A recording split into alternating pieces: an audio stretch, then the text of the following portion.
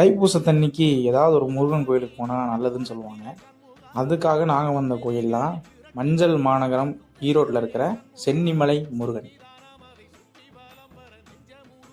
இந்த கோயிலோட விசேஷம் என்னென்னா, நீங்கள் வேண்டினது எல்லாமே நடக்கும் அப்படிங்கிறதுனால இங்கே நிறைய விதமான வேண்டுதல்களை நான் இன்னைக்கு முதல் முறையாக பார்த்து ஆச்சரியப்பட்டேன். அடியில் வந்து கற்பூரம் ஏற்றுறது, அப்புறம் வந்து காவடி எடுத்து ஆடுறது, அதுக்கப்புறம் வந்து பஞ்சாமிரதெல்லாம் வந்து மக்கள் கொடுக்குறாங்க. அது என்ன வேண்டுதல்னு கூட எனக்கு தெரியவே இல்லை. அவ்வளோ வேண்டுதல்கள் இருந்துச்சு.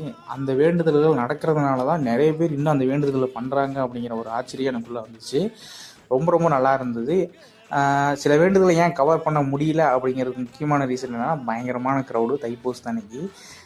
இந்த மாதிரி விசேஷமான நாட்கள் நம்ம கோயிலுக்கு போகிறதுனால நடக்கக்கூடிய ஒரு நெகட்டிவ் அண்ட் ஒரு பாசிட்டிவ் என்னென்னு பார்த்தீங்கன்னா, நெகட்டிவான விஷயம் என்னென்னா, கொஞ்சம் சாமியை பார்க்குறதுக்கு டைம் ஆகும். நாங்களே ரொம்ப நேரம் வெயிட் பண்ணி தான் பார்த்தோம். அண்ட் ரெண்டாவது வந்து சாப்பாடு போடுவாங்க. சாப்பாடு செலவு மிச்சம்பா அந்த மாதிரி இருக்கும். சாப்பாடுமே ரொம்ப ரொம்ப நல்லாவே இருந்தது. அண்ட் இது வந்து நான் ஆல்ரெடி சொன்ன மாதிரி சிவன் மலை மாதிரியே இங்கேயும் வந்து நீங்கள் பஸ்ஸுலேயே பைக்கில் எதில் வேணாலும் மேலே ஏறி போகலாம். அண்ட் படியில் ஏறணும் விருப்பப்படுறவங்க படியிலே ஏறி போகலாம். படியில் ஏறி போகிறது தான் ரொம்ப ரொம்ப நல்லது.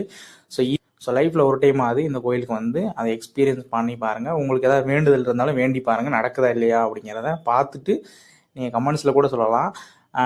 இது மாதிரி நல்ல நல்ல வீடியோக்களுக்கு என்னை ஃபாலோ பண்ணுங்கள்.